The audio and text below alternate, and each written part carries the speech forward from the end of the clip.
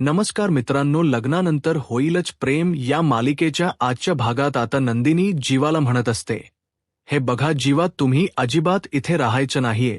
तेव्हा जीवा म्हणत असतो, हे अंबे माते की जय. तेवढ्यातच आता शारदा पाठीमागून चहा घेऊन आलेली असते आणि चहा घेऊन आल्यानंतर तो म्हणत असतो, वा खर तर मला हे नानकेट आणि चहा प्रचंड आवडतो. जर असं जाव्याचं कौतुक होणार असलं तर अगं काय चाललंय आई तुझं हे सगळं काही, तू यांना चहाने हे पाहुणचार काय करतेस?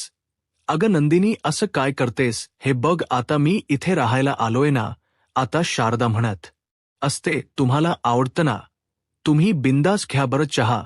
आणि तेव्हा जीवा म्हणत असतो, आता तर मी इथेच राहायला येणार आहे, आलोच आहे ना. मग मला तर खूप आवडतं खरं तर इथे जाव्याने आता सासरी राहायला यायची ही प्रथा आहे का नाही माहिती नाही, पण मला तर फार आवडले बघा इथे राहायला यायचं. त्यावर शारदा म्हणत असते, तुम्ही अजिबात काळजी करू नका.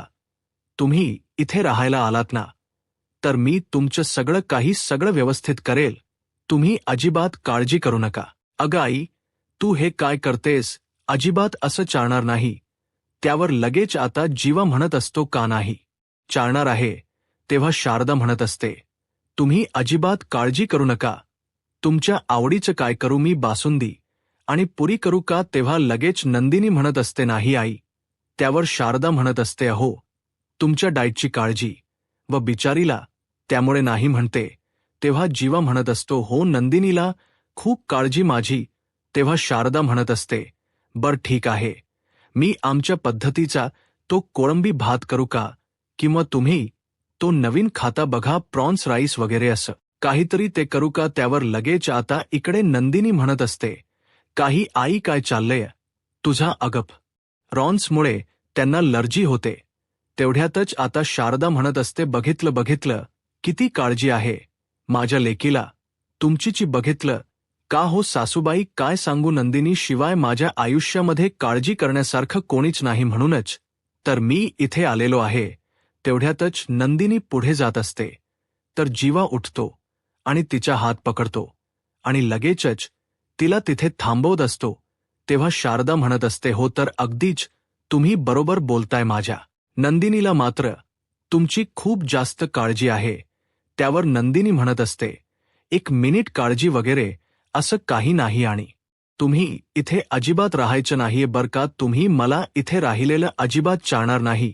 तेवढ्यातच शारदा म्हणत असते, हो मला तर अजिबात काहीच प्रॉब्लेम नाही बर का, तुम्ही बिंदास्त इथे राहू शकता. मग आता झालं तर आता इकडे मग मी मस्त आता नानखेट आणि चहा एन्जॉय करतो.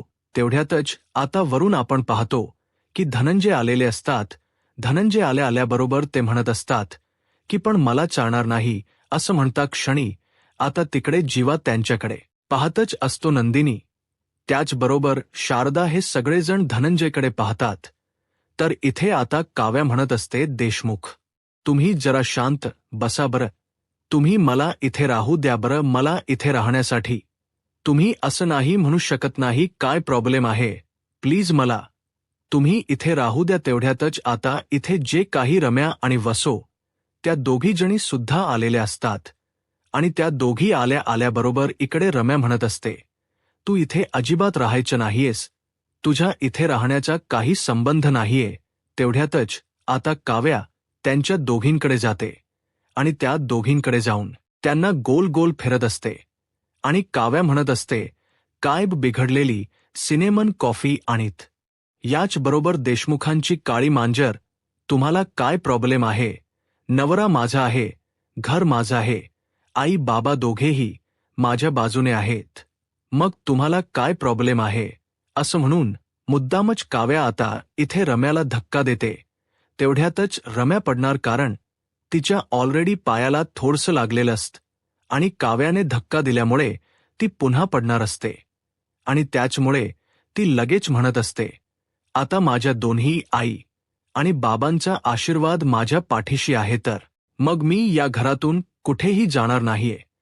मी माझ्या देशमुखला, मी माझ्या पार्थला इथे मिळवण यासाठी आलेले आहे आणि ते मी करूनच दाखवणार आहे, असं काव्याचं म्हणणं असतं. आणि मला इथून कोणीही ही जा म्हणू शकत नाही किंवा बाहेर सुद्धा काढू शकत नाही असं काव्याचं स्पष्टपणे म्हणणं असतं. त्यामुळे रम्या उच्च चाता, तू ह्या बिघडलेल्या सिनेमन कॉफीसारख्या कुरघोड्या वगैरे अजिबात करू नकोस, समजलं का? तुला असं काव्या आता इथे रम्याला म्हणत असते. तेव्हा मात्र रम्याला तिचा राग येतो आणि रम्या म्हणत असते, काव्या तुझं खूप जास्त हाती होत्य बर का. तेव्हा काव्या म्हणत असते, काही अति होत नाहीये माझं, कारण इथे हे घर माझं आहेत, याचबरोबर देशमुख आहेत आणि मी त्यांना फक्त मिळवण्यासाठी आलेले आहे. तर मग काय गरज आहे, कारण माझ्या आई बाबांचा आशीर्वाद सुद्धा येथे आता माझ्या पाठीशी आहे. त्यामुळे तुला ह्या सगळ्या काही गोष्टी ह्या पद्धतीने करायची काहीच गरज नाहीये, माहिती आहे ना. मला माझ्या बोक्याला जिंकण्यासाठी काहीही करावं लागलं तरी सुद्धा ते मी करणारच आहे.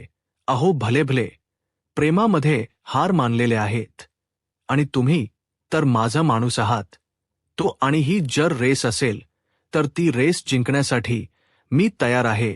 ही जर रेसिपी असेल तर ती मी मन लावून करण्यासाठी तयार आहे. ही जर गोष्ट असेल तर मी त्याचा शब्द ना शब्द व्यवस्थित तयार करायला मी इथे तयार आहे. आणि देशमुख तुम्हाला त्या टीची शपथ, देशमुख आपल्याला आपली पावसात बंद पडलेल्या त्या गाडीची शपथ, देशमुख ती फर्स्ट नाईट जे की आपण इथे मूव्ह एन्जॉय केली होती त्या मूव्हीची शपथ. ह्या सगळ्या गोष्टी आता इथे काव्या बोलत असते आणि इकडे रम्या आणि वसूला मात्र खूपच राग येत असतो. त्यांचा पूर्णतः जळफळाट झालेला असतो. देशमुख मी तुम्हाला अगदी बरोबर सांगते, त्यातला एक ना एक अक्षर, एक ना शब्द मला जिंकायचा आहे असं काव्या म्हणते. पण मात्र पार्थ तिथे अजिबात थांबत नाही. तो हे सगळं ऐकल्यानंतर अगदीच विरघळून गेलेला असतो आणि विरघळून गेल्यानंतर तो तिथून लागलीच निघून जायला बघत असतो. पण काव्या मात्र त्याच्याशी बोलतच असते. त्याला बोल, तिला खरं तर आज पार्थला सगळं म्हणणं पटवून सांगायचं असतं. मी खरंच इथे फक्त आणि फक्त तुम्हाला जिंकायला आलेली आहे.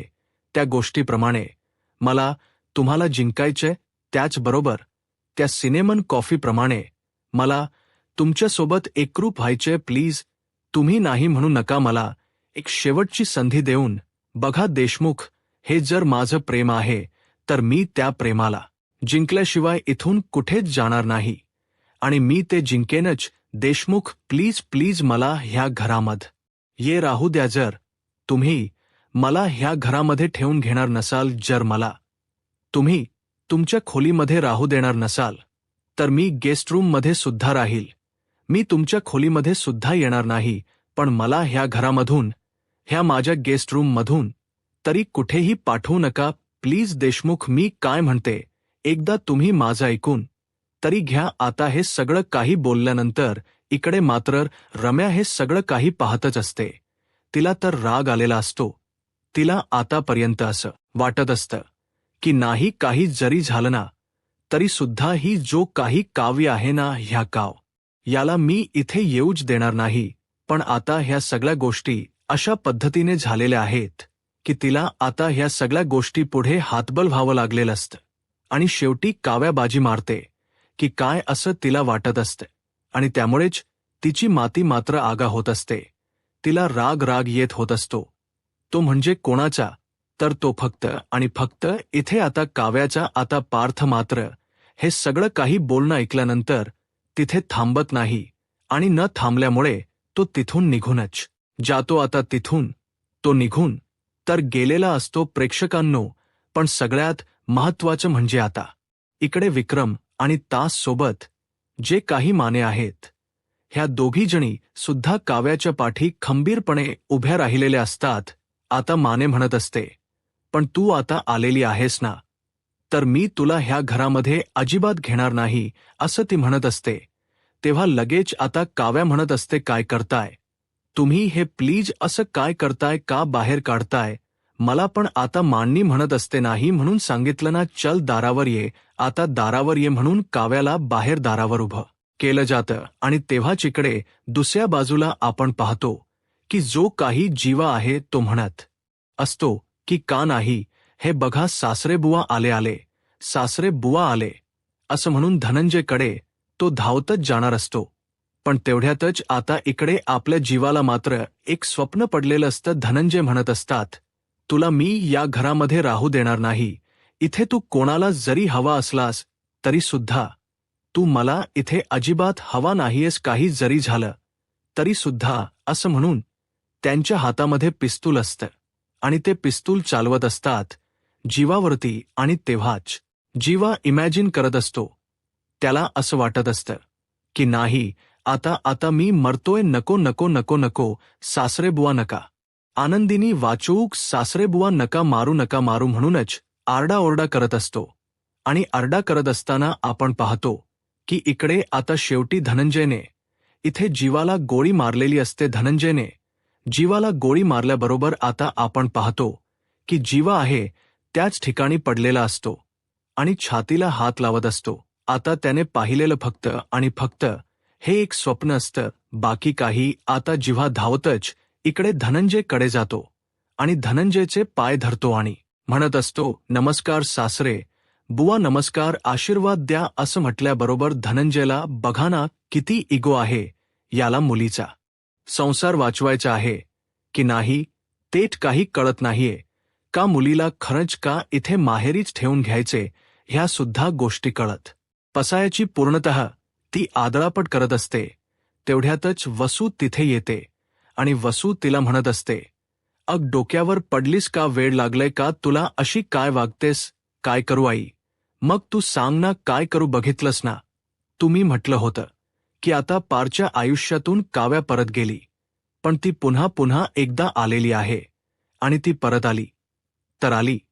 तुला सांगू का, आता ती आता हळूहळू पारच्या आजूबाजूला मिरवण्याचा प्रयत्न करेल, पारच्या आजूबाजूला राहण्याचा प्रयत्न करेल. आणि त्यानंतर मग काय होईल आई? हळूहळू पार माझा विचार करणं बंद करेल. मग मला तेच तर नकोय ना आई. बघितलंस ना, तू हे बघ रम्या, पण तू शांत हो ना जरा. कशी शांत होणार आहे? तू बघितलंस ना, मामाची आणि मामीची सुद्धा पूर्ण देशमुख कुटुंब तिच्या बाजूने आहे. मग मी कशी आणि काय करू आई? तू बघितलंस ना, मला पार्थ हवाय. मला पार्थ सोबत लग्न करायचंय. आतापर्यंत माझ्या सगळ्या काही मित्र आणि मैत्रिणीची सगळ्यांची लग्न झाली, पण माझंच लग्न नाही झालं बाई. मग मला सांग मी काय करू? मला तेच कळत नाही. मला सुद्धा लग्न करायचे गाई. आणि तुला एक गोष्ट सांगू का, हे बघ आता मी अशी पारसाठी किती दिवस राहणार आहे. माझं वय वाढत चाललेलं आहे आणि इथे रम्या रडायला लागलेली असते. तेवढ्यातच आता वसू तिला शांत करते आणि म्हणत असते, हे बघ रम्या, तू वेडी आहेस का? अगं हे तुला आठवत नाही का गुरुजींनी काय सांगितलं होतं? अगं गुरुजींनी काय सांगितलं होतं ते आठवत जरा. गुरुजींनी सांगितलं होतं की तुझं लग्न होणार आहे आणि आपण विचारलं होतं की माझं लग्न पारस सोबतच होणार आहे का? तेव्हा त्यांना ते गुरुजींनी सांगितलेलं भाकीत आठवतं. हो, तुमच्या रम्याचं लग्न होणारे तिच्या हातामध्ये इथे तिच्या डोक्याला मुंडवळ्या असतील आणि दोघेही बाहुल्यावर चढलेले असतील. आणि मग झालं तर, आणि तुला सांगू का, जे गुरुजी आहेत ना, त्या गुरुजींनी केलेलं भाकीत आतापर्यंत एकही खोट झालेलं नाहीये. ते गुरुजी जे आहेत ना, ते माणच्या माहेरचे आहेत आणि त्यांचं भाकीत खरंच होतं. मग तू असा विचार का करायचा सोडून देतेस? अशी हार मानू नकोस. रम्या, वेडी आहेस का तू? हे बघ, काही जरी झालं ना तरी सुद्धा तुझं आणि पारचं लग्न होणारच आहे. आणि हे बघ, आता जरी ती काव्या इथे या घरामध्ये आलेली असली तरी सुद्धा तुला एक गोष्ट सांगू का रम्या, आपण ती जरी पार्थला मिळवण्याचा विचार करू लागलेली असली ना तरी सुद्धा आपण मात्र ते खोटो आणि ते सगळं जीवा आणि काव्याचं सगळं काही त्याच्या समोर आणायचं, जेणेकरून तो विसरताच कामा नये. तेवढ्यातच आशा आलेली असते आणि आशा म्हणत असते, जीवा दादा नाहीयेत घरामध्ये. तेवढ्यातच जीवा कुठे गेलेला आहे ते काय आहे ना मला नाही बाई माहिती. मी ना हा झाडू घ्यायला आले होते. तेवढ्यातच वसू म्हणत असते, आशा नाटके करायचे नाही. ह्या घरातल्या सगळ्या खबरा तुला माहिती असतात. खरं सांग जीवा कुठे? तेव्हा ती म्हणत असते, अहो खरंच सांगते, मी नाही माहिती मला. मी खरंच सांगते, मी झाडू घ्यायला आले होते, फक्त असं ती म्हणते आणि लगेच आता ती तिथून निघून जाण्याचा प्रयत्न करत असते. आता दुसऱ्या बाजूला आपण पाहतो की जो काही जीवा आहे तो मात्र हतबल झालेला असतो, हरलेला असतो आणि तेव्हाच तिथे बाहेर बॅग घेऊन उभा असतो. तेवढ्यातच आपल्या सगळ्यांना माहिती आहे की आता जीवाला नेहमीच मदत करणार कोण आहे, किंवा जीवाच्या पाठीमागे त्याला त्याचं सगळं काही सांगणार. जेव्हा जेव्हा तो हारतो, जेव्हा जेव्हा तो खचतो, तेव्हा तेव्हा मात्र त्याला ह्या सगळ्या गोष्टी कोण सांगणार आहे, तर ते फक्त आणि फक्त इथे त्याचाच एक हमसफर, त्याचाच एक बहरूपिया किंवा त्याचाच एक मित्र जो की रिक्षावाला आहे तोच असतो. आता तो त्याच्या बाजूला येतो आणि म्हणत असतो, बघ ना, हा मावळताना सूर्य किती सुंदर दिसत असेल ना रे. तेव्हा जीवा त्याला म्हणत असतो, अरे काय सांगू तुला, आता तुला त्या सूर्याच पडलीय, इथं माझं मावळत चाललेलं आहे, तर त्याचं काय करायचं ते कळत नाही, आणि तुला मात्र त्या सूर्याचं पडलंय. त्यावर लगेच आता इकडे तो म्हणत असतो, तर तुला सांगू का आता, तर मला असं वाटतं ना, मी तर जिंकण्याआधीच हरलेलो आहे. तेव्हा टोपीवाला जेव्हा म्हणत असतो, अरे काय बोलतोयस तू वेडा आहेस का. प्रेमात माणस काय काय करत आहेत. दुनियेच्या लाथा दुनियेचे टोमणे खातायत, बापाच्या लाथा मग खाता आहेत. आणि तू तर मूव्ही वगैरे बघतोयस की नाही, काय चाललंय काय तुझं, तू असा कसं वागू शकतोस. तुला एक गोष्ट सांगू का, हे बघ, हा रिक्षावाला तुझ्या सोबत आहे ना, मग जीन नकार दिलेला आहे ना, तो नकार तुला आता होकारामध्ये बदलायचा आहे, समजलं. असं म्हटल्यानंतर जीवाला मात्र फारच आनंद झालेला असतो. तर आता प्रेक्षकांनो, आजच्या भागांमध्ये एवढंच. उद्याचा भाग खूपच इंटरेस्टिंग आणि धमाल आणि कमालवाला असणार आहे, कारण आता रम्या आणि वसूची खूपच पोलखोल होणार असते. ती म्हणजे काव्यासमोर. आता काव्या काय करेल काय नाही हे तर माहिती नाही बरं का प्रेक्षकांनो, पण खूपच जास्त इंटरेस्टिंग आहे. तर आता आपण इकडे दुसऱ्या बाजूला पाहतो की शारदा आणि त्याचबरोबर नंदिनी ह्या गॅलरीमध्ये उभा असतात, आणि शारदा आणि नंदिनी गॅलरीमध्ये उभ्या असताना आता शारदा नंदिनीला म्हणत असते, बघ ना, त्यांना भास होतोय, त्यांना असं वाटतंय की तू त्यांच्या समोर उभी आहेस, आणि तू त्यांच्या समोर उभी राहून असं वाटत की ते तुझ्याशी बोलतायत, भास होत आहेत का आशा आणि नंदिनी त्यांच्या डोक्यावर परिणाम होईल क बाई. तेव्हा नंदिनीला खूपच घाबरायला होत असतं, कारण वाह रिक्षावाल्याशी बोलत असतो, बापरे. तर आता दुसऱ्या बाजूला आपण पाहतो की पार्थ खोलीमध्ये आलेलं असतं, काव्याचे चित्र हातामध्ये असतं, आणि काव्या चित्र हातामध्ये घेऊन इथे पार्थ म्हणत असतो, सांगू का काव्या, हे बघा, जे काही झालेलं आहे ना, त्यावरून जर तुम्हाला कोणी काही बोलायला लागलं आणि कोणी काही बोललं ना, तर त्यावरून मला ते सगळं काही अजिबात आवडणार नाहीये. तुम्हाला ब्लेम केलेलं, तुम्हाला दोष दिलेला आणि तुमच्या भूतकाळाबद्दल जर कोणी काही तुम्हाला बोलत असेल तर मी ते सहन करणार नाही, असं पार्थ म्हणत असतो. आणि खूपच जास्त इमोशनल झालेला पार्थ इथे दाखवलेला आहे. तर आता या बाजूला आपण पाहतो की इकडे रम्या आणि तास सोबत इकडे वसू खोलीमध्ये असतात. रम्या आणि वसू खोलीमध्ये असताना रम्या म्हणत असते, आई मला तर खूप भीती वाटते. आता आपण ज्या काही इथे त्या फार्म हाऊसवरून आणलेल्या वस्तू आहेत त्या इथे पार्सोम एफ काढूयात. पण तेव्हा वसू म्हणत असते, अगं तुला एक गोष्ट सांगू का, ती आता ह्या घरामध्ये आली आणि जर तिच्या समोर त्या फार्महाऊसवरच्या वस्तू आणि ते सगळं काही जर कळलं तर काय होईल, आणि तिला जर समजलं की ह्या सगळ्या गोष्टीमध्ये आपण होतो तर मग काय होणार आहे. तिने जर आपल्याकडे हे सगळं पाहिलं आणि तिला जर संशय आला आणि तिने जर हे सगळे डॉट जोडले गेले तर काय होणार आहे. तुला काही कळते का. त्यावर लगेच आपण इथे पाहतो प्रेक्षकांनो की आता इकडे काव्या त्याच खोलीमध्ये आलेली असते, आणि काव्या त्याच खोलीमध्ये आल्यानंतर इथे जी काही रम्या आणि तास सोबत वसूला तर खूपच मोठा टेन्शन आलेलं असतं, कारण जी फार्महाऊसवरून आणलेले बॅग आणि तास सोबत काव्या आणि जीवाचे ते खोटो, त्या गिफ्ट, त्या वस्तू सगळं त्या बॅगेत असतं, आणि काव्या आता तिथे आलेली असते. तर आता पुढे काय होईल हे पाहायला आत्ताच माझा महाराष्ट्र या यूट्यूब चॅनलला सबस्क्राईब करा. धन्यवाद.